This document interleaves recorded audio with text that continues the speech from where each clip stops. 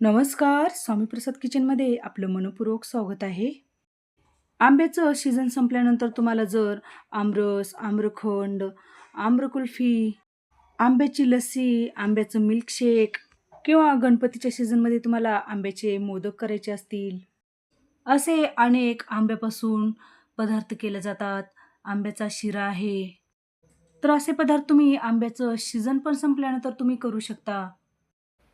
Preservative न वापरता सहजपणे वर्षभर आमरस साठवावा, हेही सोप्या आणि साध्या पद्धतीने सांगितलेलं आहे. बस थोड्या याच्या टिप्स, ट्रिक्स थोड्या फॉलो केल्या, की वर्षभर आंबा तशाच तसा राहतो आणि तुम्ही या आंब्यापासून वेगळे-वेगळे पदार्थ करून खाऊ शकता. आणि वर्षभर ठेवल्यानंतर याचा रंगही बदलत नाही आणि यामध्ये प्रिझर्व्हेटिव्ह घालायची गरजही लागत नाही. एकदम साध्या आणि सोप्या पद्धतीमध्ये आंबा प्रिझर्व्हेटिव्ह कसा करायचा ते सांगितलेलं आहे. तर अशाच नवीन रेसिपीसाठी तुम्ही माझ्या चॅनलवरती जर नवीन असाल, तर स्वामी प्रसाद किचन या चॅनलला तुम्ही एक लाईक, शेअर आणि सबस्क्राईब करा आणि बाजूची बेल घंटा नक्की क्लिक करा. चला तर मग वेळ न घालता आपण रेसिपीला सुरुवात करूया. तर फळांचा राजा म्हणजे आंबा आहे. तर हाच आंबा आपण वर्षभर कसा टिकावा आणि आमरस कसा टिकावा, ते आपण या व्हिडिओमध्ये बघणार आहोत. तर इथे मी 5 ते 6 आंबे घेतलेले आहेत. तर हे घरगुती आंबे घेतलेले आहेत. तर तुम्ही तुमच्या आवडीनुसार कोणते आंबे घ्यायचे आहेत ते घेऊ शकता. तर या आंब्यामध्ये आपल्याला भरपूर पाणी घालायचं आहे आणि एक अर्धा तासासाठी आपल्याला या पाण्यामध्ये हे आंबे असेच ठेवायचे आहेत. तर बघू शकता एक अर्धा तास झालेला आहे. तर आपण या आंब्याला चोळून-चोळून छान स्वच्छ पाण्याने आपल्याला हे आंबे धुवून घ्यायचे आहेत. म्हणजे यावरची चीक, धूळ सर्व काही निघून जातं आणि आपले इथे आंबे स्वच्छ होतात. तर हे सगळेच आंबे आपण इथे मस्त स्वच्छ पाण्याने धुवून घेतलेले आहेत. तर तुम्हाला इथे मी आंब्याचा वर्षभरासाठी रस कसा साठवायचा, ते तुम्हाला मी इथे 2 पद्धतीमध्ये दाखवणार आहे. तर इथे सर्वच आंबे छान स्वच्छ पाण्याने धुवून घेतलेले आहेत. तर हे धुवून घेतलेले आंबे आपल्याला एखादा कॉटनचा कपडा किंवा एखादे नॅपकिन घेऊन आपल्याला आंबे कोरडे करून घ्यायचे आहेत. तर आपले इथे आंबे जर थोडेसे ओलसर जर असले, तर आपला आमरस काळा पडण्याची किंवा जलदी खराब होण्याची शक्यता असते. म्हणून आपल्याला पूर्ण हे आंबे कोरडे करून घ्यायचे आहेत. तर बघू शकता आपण हे सगळेच आंबे छान कॉटनच्या कपड्याने कोरडे करून घेतलेले आहेत. तर आपल्याला हे आंबा कापून घ्यायचा आहे. तर बघू शकता अशा पद्धतीने या आंब्याचे 2 भाग करून घेतलेले आहेत किंवा कट करून घेतलेले आहेत.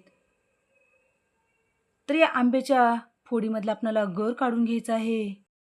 तर बघू शकता अशा पद्धतीने आपण जे एवढे 5 ते 6 आंबे घेतलेले आहेत, ते अशा पद्धतीने आपल्याला कट करून घ्यायचे आहेत आणि त्याच्या पूर्णपणे या आंब्याच्या फोडी करून घ्यायच्या आहेत. तर इथे मी सगळ्याच आंब्याच्या फोडी करून घेतलेल्या आहेत. तर आपला जो कोळीकडचा भाग पण आहे, तो पण आपल्याला त्यावरचा गर काढून घ्यायचा आहे. तर बघू शकता अशा पद्धतीने आपण सगळ्याच आंब्याच्या फोडी करून घेतलेल्या आहेत. तर एक फोड घ्यायची आहे तर आणि आपल्याला त्या फोडीला आपल्याला उभ्या अशा पद्धतीने चीर मारून घ्यायच्या आहेत आणि नंतर आडव्या चीर मारून घ्यायचे आहेत. अशा पद्धतीने जर आपण या फोडीला जर चिरा मारून घेतल्या, तर यामधला गर सहजतेने लवकर निघतो. तर बघू शकता आपण त्या फोडीला चिरा मारून घेतलेल्या आहेत. तर चमच्यानी अशा पद्धतीने यामधला गर काढून घेतलेला आहे. जर तुम्हाला अशा पद्धतीने जर या कैरीच्या फोडीमधला गर काढायचा नसेल, तर अशा पद्धतीने तुम्ही चमच्याने काढून घेऊ शकता. म्हणजे पूर्णपणे या सालीचा एकदम पटकन गर निघतो. या आंब्याच्या फोडीमधला गर काढून आपल्याला साली बाजूला काढून टाकायच्या आहेत. तर बघू शकता अशा पद्धतीने आपण एक 3 आंब्याचा छान गर काढून घेतलेला आहे आणि कोळीचा पण आपण छान अशा पद्धतीने याचा गर काढून घेतलेला आहे. जेवढा निघेल तितका आपल्याला या कोळीचा पण गर काढून घ्यायचा आहे. तर इथे मी 2 ते 3 आंब्याचा गर काढून घेतलेला आहे. तर इथे एक 2 ते 3 आंब्याचे साली तसंच ठेवून दिलेले आहेत. मी नंतर सांगणार आहे त्याचं काय करायचं आहे ते. तर इथे आपण पहिल्यांदा आमरस करत आहोत. तर त्यासाठी इथे एक मिक्सरचं भांडं घेतलेलं आहे आणि आपल्याला मिक्सरचं भांडं घेत असताना आपल्याला एकदम कोरडं आणि स्वच्छच आपल्याला हे मिक्सरचं भांडं घ्यायचं आहे. तर या मिक्सरच्या भांड्यामध्ये आपण जे आंब्याचं गर काढून घेतलेलं आहे, ते गर घालून घ्यायचं आहे. तर यामध्ये आपल्याला एक 4 चमचे साखर घालून घ्यायचं आहे. या आमरसामध्ये आपण साखर घातल्यामुळे प्रिझर्व्हेटिव्हचं काम करतं. एकतर याला कलर पण छान येतो आणि चव पण छान होते. म्हणून यामध्ये थोडी तर साखर घालून घ्या. तर इथे मी एक एवढ्या आकारामध्ये लिंबू घेतलेला आहे. तर आपल्याला यामध्ये एक अर्धाच लिंबू घालून घ्यायचा आहे.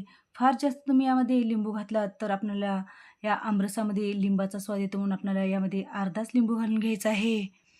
आणि लिंबू घातल्यामुळे प्रिझर्व्हेटिव्हचं काम करते. आणि लिंबू घातल्यामुळे आपल्या आमरसाचा रंग पण तसाच राहतो, म्हणून आपल्याला यामध्ये लिंबू घालून घ्यायचा आहे. आणि मिक्सरला छान फिरवून घेऊया. म्हणजे यामध्ये आंब्याच्या फोडी राहता कामा नये. तर अशा पद्धतीने आपल्याला पूर्णपणे स्मूथ आणि मस्त आपल्या इथे आंब्याचा रस बनवून तयार झालेला आहे. तर इथे आपला वर्षभरासाठी साठवणीचा आमरस बनवून तयार झालेला आहे. तर हा आमरस आपण एका भांड्यामध्ये काढून घेऊया. म्हणजे आपल्याला ज्यामध्ये स्टोअर करायचा आहे, त्यामध्ये सहजतेने घालता येते, म्हणून आपल्याला एखाद्या भांड्यामध्ये हा आमरस काढून घ्यायचा आहे. तर हा आमरस आपणाला स्टोअर करून ठेवायचा आहे. त्यासाठी इथे मी एक काचेची भरणी घेतलेली आहे आणि ती काचेची भरणी घासून छान स्वच्छ करून उन्हामध्ये ठेवलेली आहे. तर बघू शकता अशा पद्धतीने आपल्याला भरणी घेत असताना किंवा कोणतंही भांडं घेत असताना आपल्याला स्वच्छ आणि कोरडं घ्यायचं आहे. जर तुमच्याकडे काचेची भरणी नसेल तर तुम्ही प्लास्टिकची बॉटल छान स्वच्छ कोरड्या करून घेऊन त्यामध्ये आमरस घालून घेतला तरी पण चालेल. तर इथे मी थोड्या प्रमाणामध्ये हा आमरस केलेला आहे. तर तुम्हाला जास्तीच्या प्रमाणामध्ये आमरस करायचा असेल, तर तुम्ही जास्ती प्रमाणामध्ये आंबे घेऊन हा आमरस अशा पद्धतीने करून तुम्ही फ्रीझरमध्ये तुम्ही हा आमरस स्टोअर करून ठेवू शकता. तर तुम्ही या ठिकाणी छोट्या-छोट्या काचेच्या भरणी किंवा छोटे-छोटे बॉटल असेल, तर त्यामध्ये तुम्ही हा आमरस घालून घेऊ शकता. म्हणजे जेवढा आपल्याला पाहिजे असेल, तेवढाच तुम्ही फ्रीजमध्ये काढून तुम्ही त्या आमरसचा वापर करू शकता. तर बघू शकता इथे आपण मस्त काचेच्या भरणीमध्ये हा आमरस काढून घेतलेला आहे आणि आपल्याला हा आमरस फ्रीझरमध्ये स्टोअर करून ठेवायचा आहे. म्हणजे वर्षभरासाठी हा आमरस आरामात टिकतो.